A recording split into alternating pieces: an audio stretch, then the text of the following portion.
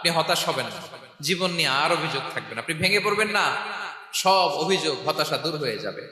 আমাদের জীবনে যত হতাশা, আমাদের জীবন নিয়ে যত অভিযোগ, আমাদের মনে যত কষ্ট, আমাদের হৃদয়ের ভেতরে যত অস্থিরতা, তার মূলে হচ্ছে এই সমস্যা যে আমরা ভুলেই গেছি আমরা পরীক্ষা দিতে আসছি। এই যে আমাদের জীবন, এই জীবনের জন্য বিপদ, আপদ, পরীক্ষা, স্ট্রাগল, এটা অনিবার্য, এটা হবে। বিপদ নাই, কষ্ট নাই, আপদ নাই, অনিশ্চয়তা নাই, স্ট্রাগল নাই, এমনকি কেউ আছে এখানে? কেউ কি হাত তুলে বলতে পারবেন যে হুজুর আমার জীবনে কোনো বিপদ নাই, অথবা আমার জীবনে কোনো দুঃখ নাই, কষ্ট নাই, কোনো স্ট্রাগল নাই, কোনো রিস্ক নাই? এরকম সৌভাগ্যবান কেউ আছেন এখানে? তাহলে জীবনের জন্য পরীক্ষা, এটা অনস্বীকার্য, হবেই হবে পরীক্ষা। পৃথিবীর জীবনটাই এমন, এভাবেই এই লাইফকে ডিজাইন করা হয়েছে। পরীক্ষা থাকবে, এখানে বিপদ থাকবে, এগুলো উত্তীর্ণ হয়ে আপনাকে যেতে হবে। চিরসুখ চির শান্তি এটাই পৃথিবীতে হয় না। চিরসুখ এবং চির শান্তির জায়গা হচ্ছে জান্নাত। চিরসুখ এবং চির শান্তি কোথায়? এটা জান্নাতের বৈশিষ্ট্য। চিরসুখ চির শান্তি, টেনশন নাই, ঝামেলা নাই, পরীক্ষা নাই, বিপদ নাই, রিস্ক নাই, স্ট্রাগল নাই, এটা হচ্ছে দ্য ফিচার্স অফ জান্নাত, জান্নাতের ফিচার। কিন্তু সমস্যা বাদে তখন যখন জান্নাতের ফিচার আমরা দুনিয়ায় খুঁজি, যেটা পাবো আমরা জান্নাতে, এটা খুঁজি কোথায়? এই তখনই সমস্যা বাদে। And this is the main problem. এটাই বড় সমস্যা। এই সমস্যার সমাধান কোথায়, এটা নিয়ে আজকে আমি কিছু কথা অ্যাড্রেস করবো ইনশাআল্লাহ। তো তাহলে আসুন শুনি জান্নাতের ফিচার কি। জান্নাতের কমন একটা ফিচার হচ্ছে জান্নাতে there will be no sickness in paradise। জান্নাতে কোনো অসুস্থতা থাকবে না, চিরসুস্থ। সুবহানাল্লাহ পড়েন। চিরসুস্থ, চির সবল, কেউ অসুস্থ হবে না জান্নাতে। জান্নাত হবে অ্যান্টি এইজিং, জান্নাতে বয়স বাড়বে না কারো, চির যৌবনা, চির যুবক, অ্যান্টি এজিং। আপনারা জানেন যে বর্তমান পৃথিবীতে অ্যান্টি এজিং ক্রিম পাওয়া যায় না? ক্রিম, কথা বুঝতেছেন? অ্যান্টি এজিং ক্রিম পাওয়া যায়। তারা বলে এই ক্রিম মাখলে চামড়ায় ভাঁজ পড়ে না। এটার দাম দাম আছে কিন্তু অনেক। অ্যান্টি এজিং ক্রিম লাগায়, শ্যাম্পু ইউজ করে, অ্যান্টি এজিং অয়েল আছে, এটা দিলে নাকি চামড়ায় ভাঁজ পড়ে না। ইভেন ভারতের অনেক বড় একজন ব্যবসায়ী মুকেশ আম্বানি, নাম শুনছেন না? যে তার ছেলের বিয়ে হয়ে গেল, তো এই মুকেশ আম্বানির স্ত্রী নীতা আম্বানি, সে কিছুদিন আগে এক বোতল গোল্ড ওয়াটার খেয়েছে, gold water, and its cost $60,000। $60,000 দাম এক বোতল গোল্ড ওয়াটারের। কেন? ফর অ্যান্টি এজিং, যাতে বয়সের ছাপ গালে না থাকে। এখন বলেন, এভাবে কি আমাদের বয়সকে ধরে রাখা সম্ভব এই পৃথিবীতে? সম্ভব না, কারণ এই ফিচারটা দুনিয়ার ফিচার না, এটা জান্নাতের ফিচার। সুবহানাল্লাহ পড়েন। তাহলে জান্নাতে কেউ অসুস্থ হবে না, জান্নাত হবে চির যৌবন, চির যৌবনা। ওখানে আমরা যুবক থাকবো, প্রত্যেকে 33 বছরের যুবক যুবতী হয়ে জান্নাতে ঢুকবো। বিষ্ণু ইসলাম বলেন, আহলুল জান্নাতি জুরদা ওয়া মুরদা ওয়া আবনাউ সালাসিন ওয়া সালাসিন। জান্নাতে যারা যাবে শুভ্র দাড়িবিহীন, প্রত্যেকে হবে 33 বছর বয়সের। ওই যে 33 বছর বয়সে একবার ঢুকলেন, আর বয়স বাড়বে না, ওইটাই চিরকাল ওই বয়স পাবেন। জান্নাতের আরেকটা ফিচার হচ্ছে নো ফ্রাস্ট্রেশন, কোনো চিন্তা নাই, দুশ্চিন্তা নাই, হাইপার টেনশন নাই, সজীব প্রাণবন্ত। সুবহানাল্লাহ। জান্নাতের আরেকটা ফিচার হচ্ছে there is no expiry date in জান্নাত। এক্সপায়ারি ডেট আছে? জান্নাতে যে ঢুকবো 7 দিনের জন্য চেক ইন, নাকি? চেক ইন কয় দিনের জন্য? 7 দিন, 10 দিন পরে চেক আউট করে ফেলবে, এরকম না। নো এক্সপায়ারি ডেট, আজীবন। একবার এন্ট্রি পেলে বের হওয়ার টেনশন নাই। আল্লাহু আকবার। তাহলে no expiry date, rather it's eternal, আজীবন থাকবেন, খালিদিনা ফিহা, চিরকাল থাকবেন। এবং জান্নাতের সবচাইতে গুরুত্বপূর্ণ ফিচার হচ্ছে there will be no death in জান্নাত। জান্নাতে আপনার আর মৃত্যু হবে না, মৃত্যুর বিদায় হবে, তার মানে আপনি অমর হবেন। তাহলে আপনি চির সুস্থ, চির সবল হবেন জান্নাতে, চির যুবক থাকবেন, প্রাণবন্ত থাকবেন, আপনি অমর হবেন, আপনি জান্নাতে মরবেন না। জান্নাতীরা যখন জান্নাতে যাবে, ফেরেশতারা ডেকে বলবে, ইয়া আহলাল জান্নাতি ইন্না লাকুম আন তাসিহু ফালা তাসকামু আবাদা। জান্নাতীরা চিরকাল সুস্থ থাকবা, অসুস্থ হবা না। ইন্না লাকুম আন তাশিব্বু ফালা তাহরামু আবাদা, তোমরা শাবাব থাকবা, বুড়া হবা না। ওয়া ইন্না লাকুম আন তাহইয়াউ ফালা তামুতু আবাদা, চিরকাল বেঁচে থাকবা, মরবা না। এবং সেদিন জান্নাতে মৃত্যু দেয়া হবে, মৃত্যু দেয়া হবে। ইউতাল মাউতু বিকাবশিন আমলাহ, একটা ছাগলের আকৃতিতে মৃত্যুকে আনা হবে। ফায়ুযবাহুল মাউত, মৃত্যুকে জবাই দেয়া হবে। এবার জান্নাতীরা তাকিয়ে থাকবে, ফেরেশতারা বলবে, ইয়া আহলাল জান্নাতি খুলুদুন ফালা মাউত, হে জান্নাতীরা চিরকাল এই জান্নাতে থাকবে। তাহলে জান্নাতের ফিচার পাইছেন? এখন কোন বোকা যদি এই ফিচার দুনিয়ায় খোঁজে, পাবে? পাবে না, কারণ দুনিয়ার ফিচার আলাদা। দুনিয়ার ফিচার কি? এই দুনিয়াতে বিপদ আসবে, কষ্ট আছে, দুনিয়াতে হতাশা আছে, ভয় আছে, অসুস্থতা আছে, বার্ধক্য আছে, এবং এই দুনিয়ার একটা এক্সপায়ারি ডেট আছে না? দ্য ডে ইউ ডাই, যেদিন আপনি মারা যাবেন, এটা আপনার এক্সপায়ারি ডেট, চলে যেতে হবে, চলে যেতে হবে। এই পৃথিবীতে মৃত্যুর অস্তিত্ব আছে, সবকিছু থমকে দিয়ে, আপনাকে চমকে দিয়ে মৃত্যু চলে আসবে, ঠিক কিনা বলেন? তাহলে এগুলো হচ্ছে দুনিয়ার ফিচার। এই দুনিয়াতে বিপদ আপদ, কষ্ট, ঝুঁকি, স্ট্রাগল, বার্ধক্য, অসুস্থতা, এগুলো নিয়ে আমাদেরকে টিকে থাকতে হয়। এটা দুনিয়ার ফিচার, মিলায় ফেললে হবে না। জান্নাতের ফিচার একটা, দুনিয়ার ফিচার আরেকটা। দুনিয়াতে কষ্ট থাকবে, বিপদ আপদ থাকবে। এই দুনিয়ার ফিচারটা আল্লাহ তাআলা কোরআনের একটা আয়াতে খুব চমৎকার ভাবে উল্লেখ করেছেন, সেটা দিয়েই আমি আলোচনা শুরু করেছি। আল্লাহ তাআলা ইরশাদ করছেন, ওয়ালা নাবলুওয়ান্নাকুম বিশাইইম মিনাল খাউফি ওয়াল জুই ওয়া নাকসিম মিনাল আমওয়ালি ওয়াল আনফুসি ওয়াস সামারাত ওয়া বাশশিরিস সাবিরিন। আল্লাহ তাআলা বলছেন, অবশ্যই অবশ্যই আমি তোমাদেরকে পরীক্ষা করব, ভয় দিয়ে, ক্ষুধা দিয়ে, সম্পদের ঘাটতি দিয়ে, আতঙ্ক দিয়ে, প্রাণনাশ দিয়ে, ফল ফসলের হানি দিয়ে পরীক্ষা করবে। কিন্তু এই পরীক্ষায় যারা উত্তীর্ণ হবে, যারা সবর ইখতিয়ার করবে, ওয়াবাশশিরিস সাবিরিন, ধৈর্যশীলদের জন্যই হচ্ছে সুসংবাদ। আলহামদুলিল্লাহ পড়েন। তাহলে সম্মানিত সুধী, আমরা বুঝতে পারলাম এই পৃথিবীর ফিচার হচ্ছে এখানে বিপদ থাকবে, বিপদ ছাড়া কেউ থাকবে না। স্ট্রাগল থাকবে, কষ্ট থাকবে, ঝুঁকি থাকবে, রিস্ক থাকবে, এবং নানা ধরনের বিপদ আপদ দিয়ে আল্লাহ তাআলা আমাদেরকে পরীক্ষা করবে। এটা মাস্ট, এটা আমাদের মাইন্ডসেটে নিয়ে নিতে হবে, মাইন্ডসেটে এটা ক্লিয়ার থাকতে হবে। চিরসুখ চির শান্তি এই দুনিয়াতে মিলবে, কোথায় মিলবে তাহলে? এটা তাহলে বিপদ আসবেই, আপদ আসবেই, পরীক্ষা থাকবেই আমাদের জীবনে। তবে ইন্টারেস্টিংলি মজার বিষয় হচ্ছে, পরীক্ষাটা এক একজনের এক এক রকম। পুরো পৃথিবীটা একটা পরীক্ষা ক্ষেত্র, কিন্তু কারো প্রশ্নপত্রের সাথে কারো প্রশ্নপত্রের কোনো মিল নাই। সুবহানাল্লাহ।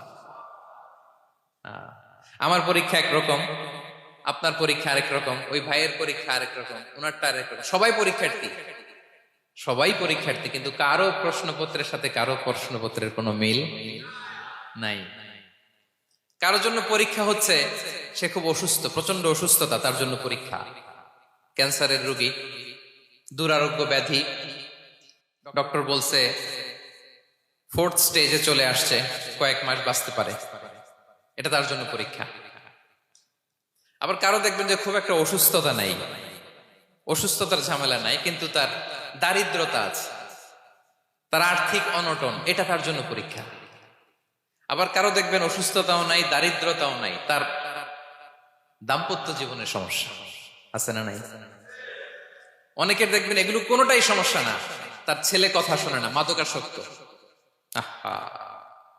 মাদকাসক্ত, রিহ্যাবে পাঠায়, আবার আসে, আবার গাঁজা খাওয়া শুরু করে, আছে না নাই বলেন? দেখেন তার পরীক্ষাটা আবার আলাদা। অনেকের দেখবেন মেয়ে বাবার কথা শোনে না। আবার অনেকের দেখবেন যে ব্যবসায় সমস্যা, লসের পর লস, লাভ উঠাতে পারে না। তাহলে পরীক্ষা ছাড়া, বিপদ আপদ ছাড়াই দুনিয়াতে কেউ নাই, কেউ নাই প্রিয় ভাইরা। এটা আমাদের মাথায় রাখতে হবে। পরীক্ষা আপনাকে দিতেই হবে, পরীক্ষা দিয়ে দিয়েই নিজেকে প্রমাণ করতে হবে। আর এক একজনের পরীক্ষাটা এক এক রকম, কারো পরীক্ষার সাথে কারো পরীক্ষার কোনো মিল থাকবে না। তো মাঝে মাঝে আমরা এটা ভুলে যাই। আল্লাহ তাআলা কালামে পাকে রিমাইন্ডার দিয়ে আমাদেরকে স্মরণ করিয়ে দিতে চান যে এই পৃথিবীতে আসলে তোমরা এসেছো পরীক্ষা দিতে। এটাই জীবনের বড় বাস্তবতা। আমাদের জীবনে যত হতাশা, আমাদের জীবন নিয়ে যত অভিযোগ, আমাদের মনে যত কষ্ট, আমাদের হৃদয়ের ভেতরে যত অস্থিরতা, তার মূলে হচ্ছে এই সমস্যা যে আমরা ভুলেই গেছি আমরা পরীক্ষা দিতে আসছি। এটা যদি ভুলে না যান, এটা যদি আপনার মাইন্ডসেটে থাকে যে পুরো জীবনটা একটা পরীক্ষা, তাহলে দেখবেন কোনো কিছু আপনাকে কাবু করতে পারবে না। আপনি হতাশ হবেন না, জীবন নিয়ে আর অভিযোগ থাকবেন, আপনি ভেঙে পড়বেন না, সব অভিযোগ হতাশা দূর হয়ে যাবে। তার মানে বুঝতে পারলাম পরীক্ষা আপনাকে দিতেই হবে। পরীক্ষা দেয়া ছাড়া এই পৃথিবী থেকে চলে যাওয়ার কোনো চান্স বা সুযোগ আমাদের কারো নেই। সূরাতুল আনকাবুতে আল্লাহ তাআলা এই কথাটা আরো চমৎকার ভাবে বলেছেন। আল্লাহ তাআলা ইরশাদ করছেন, আহাসিবান নাসু আইয়ুতরাকু আইয়াকুলু আমান্না ওয়া হুম লা ইফতানুন ওয়ালাকাদ ফাতান্নাল্লাযীনা মিন ক্বাবলিহিম ফালা ইয়া'লামান্নাল্লাহুল্লাযীনা সাদাকু ওয়ালা ইয়া'লামান্নাল কাযিবিন। আল্লাহ বলেন, মানুষ কি ভেবেছে সে শুধু বলবে আমি ঈমানদার আর তাকে আমি জান্নাতে ঢুকাই দিব? না, কখনো না, কোশ্চিন কালেও না।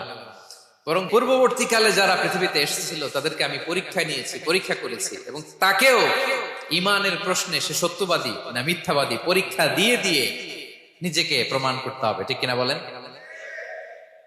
পরীক্ষা দিয়ে আপনাকে প্রমাণ করতে হবে।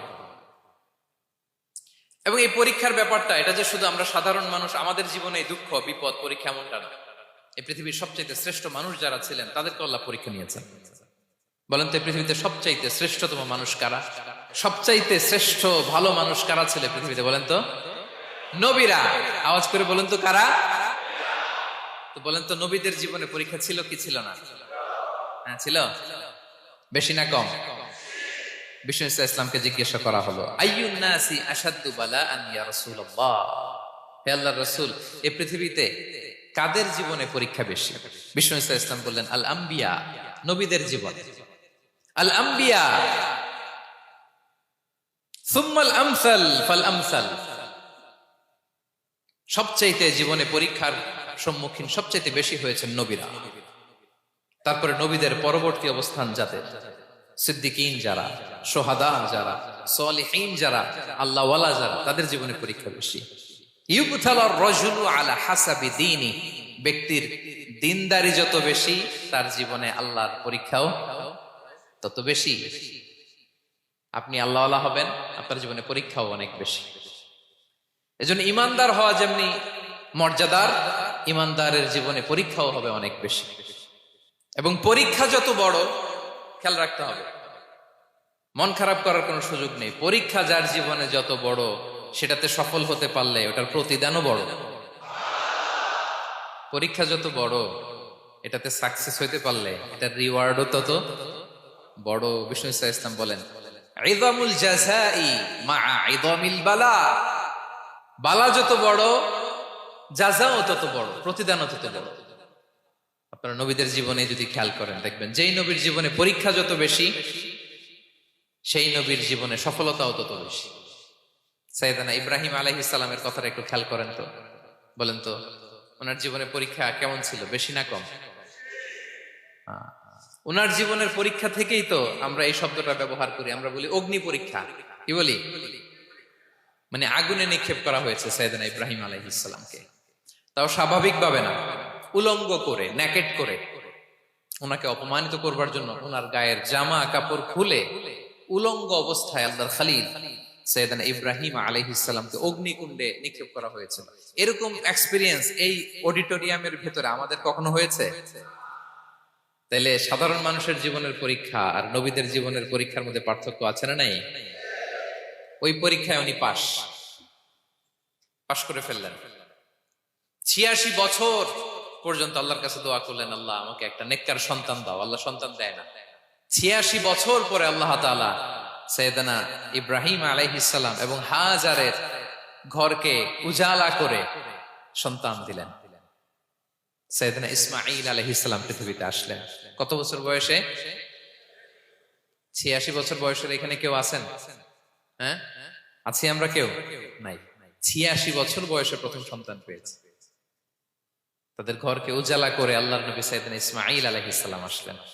এবার আল্লাহ বললেন, যাও স্ত্রীকে আর এই কলিজার টুকরা সন্তানকে, থাকো তো প্যালেস্টাইনে, প্যালেস্টাইন থেকে ১,৫০০ কিলোমিটার দূর দ্য ব্যারন ল্যান্ড, ওই মক্কার ধুধু মরু প্রান্তরে রেখে আস, যেখানে কেউ নাই, মানুষ নাই, গাছ নাই, পাখি নাই, পানি নাই, যাও রেখে আস। আচ্ছা বলেন তো, ৮৬ বছর পরে যে লোকটা সন্তান পেল, বুঝে শুনে উত্তর দিয়েন, ৮৬ বছর পরে যে লোকটাকে আল্লাহ তাআলা সন্তান দিল, তার হৃদয়ে ওই সন্তানের জন্য মায়া বেশি না কম? এমনি তো আমাদের প্রথম সন্তান, আমাদের প্রথম সন্তানের হিস্ট্রিটা একটু খেয়াল করেন তো। প্রথম আমাদের যে মেয়ে হয়েছিল বা যাদের ছেলে হয়েছিল, তার প্রতি আদর, সোহাগ, দরদ, ভালোবাসা, আল্লাহ কত ছিল। আর ৮৬ বছর বয়স আল্লাহ তাআলা ওনাকে সন্তান দিলেন, দিয়ে বললেন, যাও হাজারকে আর ইসমাঈলকে মক্কার ধুধুমরু প্রান্তরে রেখে আস। আল্লাহ তাআলা বলতে দেরি, চলে যেতে দেরি নাই, মুহূর্তে উনি রওনা হয়ে গেলেন।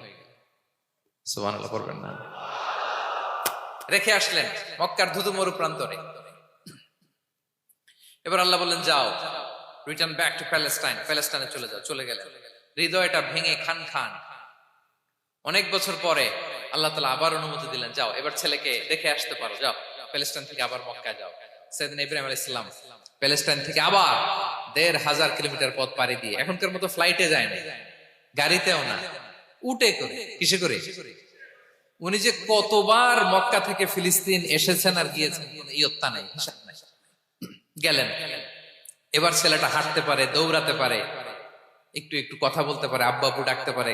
কেমন মায়া লাগে বলেন তো? মায়া ভালোবাসায় যখন টইটম্বুর, ঠিক ওই মুহূর্তে আল্লাহ বললেন, ছেলেকে জবাই করো, জবাই করো ছেলেকে। আল্লাহ তাআলা বলতে দেরি করেছেন, আল্লাহর আদেশ পালনে ১ সেকেন্ডও তিনি দেরি করেন নাই। ছুরি চালালেন, জান্নাত থেকে দুম্বা নিয়ে আসা হল। এভাবে আল্লাহর নবী ইব্রাহিম আলাইহিস সালাম ওনার জীবনের প্রতিটি ক্ষেত্রে যেখানে আল্লাহ তাআলা ওনাকে পরীক্ষা নিয়েছেন, উত্তীর্ণ হয়েছেন। এবং দেখেন ওনাকে আল্লাহ তাআলা কি উপহার দিলেন, আল্লাহ তাআলা ওনাকে খলিলুল্লাহ উপাধি দিলেন, আল্লাহর বন্ধু। সুবহানাল্লাহ বলেন। আল্লাহ তাআলা বলছেন, ওয়া ইযিবতালা ইব্রাহিম রাব্বুহু বিকালিমাতিন ফাআতাম্মাহুন ক্বালা ইন্নী জাঈলুকা লিন-নাসি ইমামা। আল্লাহ অনেকগুলো পরীক্ষা নিয়েছিলেন সাইয়েদনা ইব্রাহিম আলাইহিস সালাম, প্রতিটা পরীক্ষায় সাকসেসফুলি পাস করেছেন, গোল্ডেন এ প্লাস। আল্লাহ বলেন, ইন্নী জাঈলুকা লিন-নাসি ইমামা, I'm gonna make you the leader for the entire human being. I'm gonna appoint you as a leader for the entire universe. গোটা বিশ্বের জন্য, গোটা মানবতার জন্য আমি তোমাকে লিডার বানায় দিলাম। ইযামুল জাযাই মা'a ইযামিল বালা। পরীক্ষা যত বড়, ওই পরীক্ষায় পাশ করলে ওইটার ফলাফল ও প্রতিদানও বড়। তাহলে দেখেন প্রিয় ভাইরা, সাইয়েদনা ইব্রাহিম আলাইহিস সালামের জীবনে পরীক্ষার কোনো শেষ ছিল না। আমি আপনি কোথায়? আল্লাহর খলিলের জীবনে যদি এত পরীক্ষা থাকতে পারে, আমি আপনি কোথায় বলেন তো? এবার বলেন, সাইয়েদনা মূসা আলাইহিস সালাম, ওনার জীবনে তো কোনো পরীক্ষা টরীক্ষার ছিল না। হ্যাঁ, গুণে শেষ করতে পারবেন? জন্মটাই তো হয়েছে পরীক্ষার মধ্য দিয়ে। মিশরের ছেলে সন্তান হইলেই ফেরাউন বলছে জবাই করো। ওনার মা এরকম সিন্ধুকে করে ভাসায় দিলেন নীল নদীতে। আল্লাহু আকবার! কি একটা রোমাঞ্চকর পরিস্থিতির মধ্য দিয়ে আল্লাহ তাআলা ওনাকে বাঁচালেন। সুবহানাল্লাহ। জন্মই হয়েছে পরীক্ষার মধ্যে দিয়ে। বড় হইলেন, ফেরাউনের ভয়ে দেশ ত্যাগ করলেন, মিশর থেকে মাদিয়ান। আবার আল্লাহর আদেশে যখন ফিরে আসলেন, আবার ফেরাউনের সাথে তর্ক বিতর্ক, যুদ্ধ। একটা রাত আল্লাহ নবী মুসা আলাইহিস সালাম শান্তি মতো মিশরে ঘুমাতে পারে নাই। একটা রাত। শেষ পর্যন্ত এই ফেরাউন মুসা আলাইহিস সালামকে ধাওয়া করেছে। ফেরাউনের ধ্বংসের আগ পর্যন্ত সে মুসা আলাইহিস সালামকে ধাওয়া করেছে। তার মানে মুসা আলাইহিস সালাম এই বিপদ আপদ পরীক্ষা এগুলো থেকে মুক্তি পান নাই। এবার বলেন ঈসা আলাইহিস সালামের কথা। ওনার জীবনে তার পরীক্ষা ছিল না? কি পরীক্ষা ছিল? হ্যাঁ, আল্লাহু আকবার। Same scenario. goes to the biography of every messenger in the world. পৃথিবীর সব নবীর ক্ষেত্রে একই ঘটনা ঘটেছে। সেদিন ঈসা আলাইহিস সালাম দাওয়াত যখন দিলেন, ওনার বিরোধিতা শুরু হলো, ওনাকে হত্যার ষড়যন্ত্র হলো, ইভেন কি ওনাকে মারার জন্য বনি ইসরায়েলেরা উদ্ধত হলো, জানে বাঁচবার জন্য পালালেন, এক ঘরে ঢুকলেন, চারদিক দিয়ে ঘেরাও করলো, উনি দরজা জানালা লাগাই দিলেন। ওরা বললো একজন দরজা ভেঙে জানালা ভেঙে ভিতরে ঢুকো, ঢুকে দেখো বেটা ঈসা কি করে। একজন ভিতরে ঢুকছে, ঢুকার সাথে সাথে বল রাফাআহুল্লাহু ইলাইহি, আল্লাহ তাআলা ঈসা আলাইহিস সালামকে উপরে উঠায় নিলেন।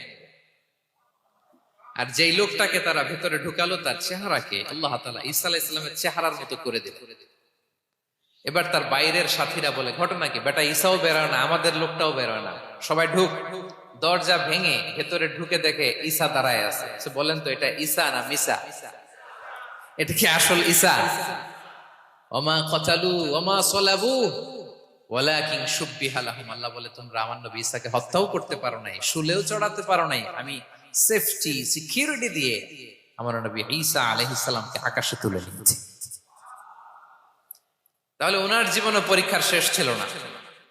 এবার যদি আমরা বিশ্বনবী সাল্লাল্লাহু আলাইহি ওয়াসাল্লামের জীবনের দিকে তাকাই, ওনার জীবনটা দেখেন তো। আমাদের পেয়ারা নবী বিশ্বনবী মুহাম্মদুর রাসূলুল্লাহ সাল্লাল্লাহু আলাইহি ওয়াসাল্লাম, ওনার জীবনে কি স্ট্রাগল ছিল? স্ট্রাগল। মাক্কি জীবনের কথা যদি একটু খেয়াল করেন, দেখেন তো 3 বছর শিয়াবে আবি তালেবে জেল খেটেছেন, না খেয়েছিলেন। ওনার বংশের লোকেরা প্রথমে ছাগল খেয়েছে, ছাগলগুলো যখন শেষ, ছাগলের চামড়াগুলো শুকিয়ে ওইটা খাইছে। গাছের পাতা ছাল এগুলো খেয়ে খাবারের অভাবে বেহুশ হয়ে পড়ে থাকতো তারা। না খেয়ে কয়দিন ছিলেন আপনি? আমি কয়দিন ছিলাম না খেয়ে? মনেই তো পড়ে না, না খেয়েছিলাম কিনা কোনোদিন। এ হচ্ছে মাক্কি জীবন। মেন্টালি প্রেসার দেয়া হয়েছে। বিশ্বনবীর চাচা আবু লাহাব তার 2 ছেলে উতবা আর উতাইবা, এদের সাথে বিয়ে দিয়েছিলেন 2 মেয়ের। যখন দাওয়াত দেওয়া শুরু করলেন 2 মেয়েকে ডিভোর্স দিয়ে দিল। দেখেন একটা বাবার জন্য প্রাপ্তবয়স্কা মেয়েকে যখন উঠায় নেয়ার আগে ডিভোর্স দেয়, তার মানসিক অবস্থাটা কেমন থাকে বলে? মেন্টালি প্রেসারাইজ করা হয়েছে, ফিজিক্যালি হ্যারাস করা হয়েছে। বিষ্ণু সাল্লাল্লাহু আলাইহি ওয়াসাল্লাম যখন নামাজে দাঁড়াতেন, উটের পচা নারী ভুঁড়ি বিষ্ণুনবীর কাঁধে চাপিয়ে দেওয়া হতো। আপনার জীবনে এরকম ঘটছে কখনো? আপনি নামাজ পড়তেছেন, উটের পচা নারী ভুঁড়ি আপনার কাঁধে চাপিয়ে দেওয়া হয়েছে। কয়দিন হয়েছে এরকম? কয়দিন হয়েছে? হ্যাঁ, তারপরে তো আলহামদুলিল্লাহ বেরোয় না মুখ দিয়ে। কেমন আছেন হুজুর কোয়েন না, বেশি একটা সুবিধার না, তাই না? বেশি একটা একটু মিলাবেন। কতটুকু পরীক্ষা আমরা দিয়েছি। তায়েফে গেলেন বিশ্বনবী, তায়েফে গেছিলেন জমির বায়না দিতে, তাই না? জমি কিনবে তায়েফে। তায়েফবাসীদেরকে জাহান্নামের আগুন থেকে বাঁচাতে গিয়েছিলেন, নিজের জন্য না।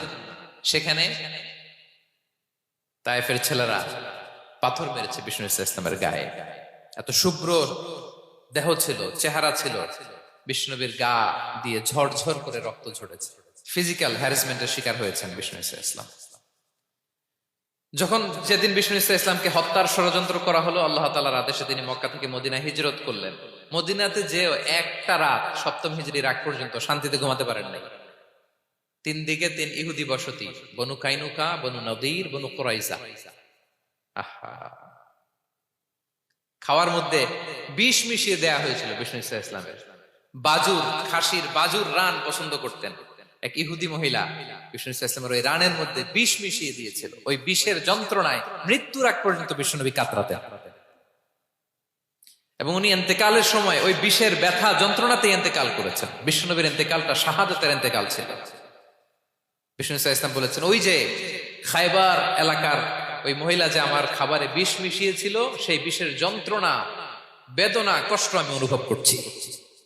খেয়ে না খেয়ে দিন প্রচারের কাজে নিজেকে দিয়েছ বিলিয়ে, তায়েফের কাফিরেরা চিনল না সে আলো, দুষ্ট ছেলেদের পিছু দিল লেলিয়ে, পাথরের আঘাতে ক্ষত বিক্ষত হয়ে সারা শরীর থেকে রক্ত ঝরে, হে রাসূল তোমাকে ভুলি আমি কেমন করে, হে রাসূল তোমাকে ভুলি আমি কেমন করে।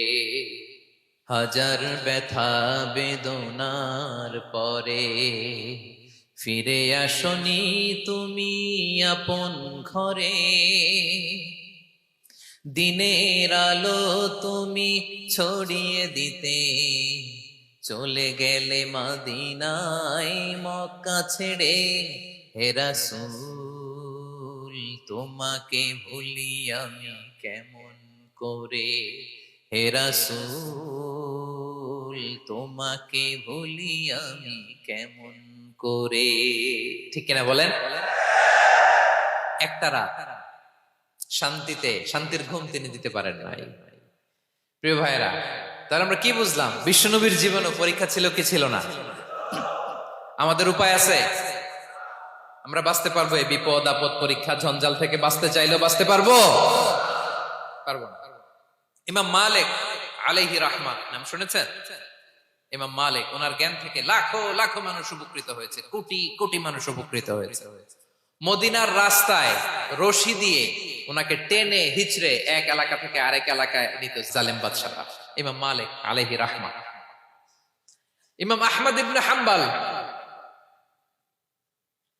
ওনাকে বেত্রাঘাত করা হতো, চাবুক দিয়ে পেটানো হতো। আমাদের মাযহাবের ইমাম আল ইমাম আল আযম আবু হানিফা আলাইহি রাহমা, ওনাকে কারাবন্দী করা হয়েছিল। তার মানে দেখেন, যত বড় বড় স্কলার, যত বড় বড় মাশায়েখ, এমনকি আম্বিয়া আলাইহিমুস সালাম, ওনারাও পরীক্ষা বিপদ আপদ থেকে রেহাই পান। পাইছে? তাহলে আপনি আর আমি পাবো? বলেন তো। তাহলে এটা আমাদের ব্রেইনে গেঁথে নিতে হবে যে জীবন মানেই এখানে বিপদ থাকবে, পরীক্ষা থাকবে, স্ট্রাগল করে করে আমাকে আগাতে হবে। কেউ আমার জন্য রেড কার্পেট বিছিয়ে রাখবে না। এই জীবনটা বড় জটিল। This is life, how it's design. এভাবেই পৃথিবীকে ডিজাইন করা হয়েছে। এখানে বিপদ আছে, কষ্ট আছে। এই পরীক্ষা দিয়ে দিয়ে আপনাকে উত্তীর্ণ হতে হবে। বুঝতে পেরেছেন প্রিয় ভাই? নাও দ্য কোশ্চেন অ্যারাইজ, এখন প্রশ্ন হচ্ছে, কেন আল্লাহ এই পরীক্ষা নেন? কেন? আল্লাহ তাআলা সূরা মুলকে বলেছেন, এই পৃথিবী সাজানোর, এই জীবন মৃত্যুর এই খেলা, এটার উদ্দেশ্যটাকে আল্লাহ তাআলা স্পষ্ট করে বলেছেন। আল্লাযী খালাকাল মাউতা ওয়াল হায়াতা লিয়াবলুয়াকুম আইয়ুকুম আহসানু আমালা। জীবন মৃত্যু দিয়ে তোমাদের জীবনকে সাজানো হয়েছে এজন্য, যাতে করে তিনি তোমাদের পরীক্ষা করতে পারেন। কি করতে পারেন? তোমাদের মধ্যে কে সৎকর্মে অগ্রগামী, কে কাজে ভালো, আমলে ভালো, এটা দেখার জন্য। বেসিকলি আল্লাহর দেখার প্রয়োজন নাই, আমাদেরকে দেখানোর জন্য এই পরীক্ষার আয়োজন। আমি ভালো করবো না খারাপ করবো এটা আল্লাহ জানে না? তো ওনার পরীক্ষা করা লাগে কেন? কথা বলেন। আমি জান্নাতি না জাহান্নামী এটা আল্লাহ জানেন না? বেসিকলি আমাদেরকে জানানোর জন্য এই পরীক্ষার আয়োজন। কাদেরকে জানানোর জন্য? মানে তুমি জেনে যাও তুমি জান্নাতি না জাহান্নামী। আমি ভালো করেই জানি। একটা ছোট্ট উদাহরণ দিলে বুঝতে পারবেন প্রিয় ভাইয়েরা। ধরেন আল্লাহ তাআলা দুইজনকে সৃষ্টি করলেন। উদাহরণস্বরূপ একজনের নাম আব্দুল্লাহ আর একজনের নাম আব্দুর রহমান। সৃষ্টির পরে আব্দুল্লাহকে বললেন, আব্দুল্লাহ, আমি জানি তুমি পৃথিবীতে 50 বছর হায়াত পাইতা, খুব ভালো কাজ করতা, তুমি দুনিয়াতে অনেক ভালো কাজ করতা, এটা আমি আগেই জানি, আমার অসীম জ্ঞান বলে আমি আগে থেকেই জানি। তো যাও, তোমার এই মাত্র সৃষ্টি করলাম, যাও তুমি জান্নাতে ঢুকে যাও, কারণ আমি জানি তুমি জান্নাতি হবে।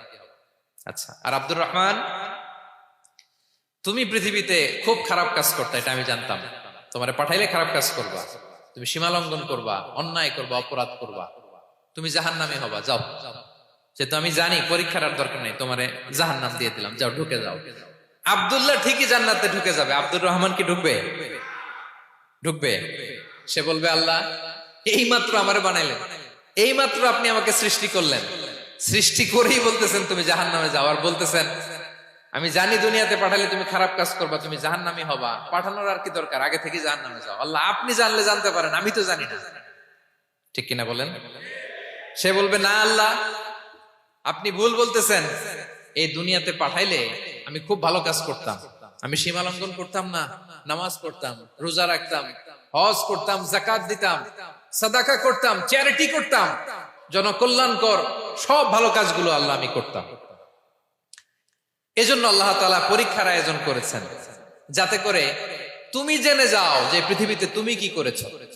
এখন আর আল্লাহকে এক্সকিউজ দেওয়ার সুযোগ নেই। আচ্ছা বলেন তো, আবু জাহেলকে যদি আল্লাহ এখন কিয়ামতের দিন বলে, Abu Jahl go to the hell fire, Abu জাহেলের কিছু বলার সুযোগ আছে? কারণ ও দুনিয়াতে কি করে আসছে এটাও জানে না। ফেরাউনকে ডেকে যদি আল্লাহ বলে, ফেরাউন তুমি জাহান্নামে যাও, গো টু দা হেল ফায়ার, ওর কি কোনো এক্সকিউজ দেওয়ার সুযোগ আছে? বলেন, সুযোগ আর আছে? কারণ তুমি দুনিয়াতে কি করেছো তোমার চেয়ে ভালো কেউ আর জানে। তো পৃথিবীতে এই পরীক্ষার এই আয়োজনের সবচাইতে বড় উদ্দেশ্য হচ্ছে যাতে করে আমরা দেখে যাই যে আমরা কি কাজ করছি।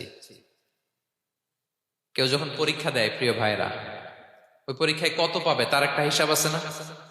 বলেন, আপনি গণিত পরীক্ষা দিয়ে আসছেন, যে 100-তে 100 পাবে সে বলতে পারে আমার সব অঙ্ক হয়েছে, ঠিক কিনা বলেন? আর যে লাড্ডু গুড্ডু বুঝছেন তো, কিছুই পারে নাই, ঘোড়ার ডিম, তারও একটা হিসাব আছে যে সে কিছুই লিখে আসতে পারে নাই। তাই পৃথিবীতে এই পরীক্ষার আয়োজনের প্রধানতম কারণ হচ্ছে যাতে করে আমরা বুঝে যেতে পারি যে আমরা কোথায় যাব, জান্নাতে না জাহান্নামে। প্রিয় সুধী, এ পর্যায়ে আমরা জানবো এই যে পরীক্ষা আল্লাহ তাআলা নিচ্ছেন আমাদেরকে, এই পরীক্ষায় সফল হওয়ার মূল মন্ত্র কি। কোরআনে বিভিন্ন আয়াতে এই পরীক্ষার কথা বলা হয়েছে এবং এই পরীক্ষার সফলতার মূল মন্ত্রও কোরআনে ঘোষিত হয়েছে। আলহামদুলিল্লাহ বলেন।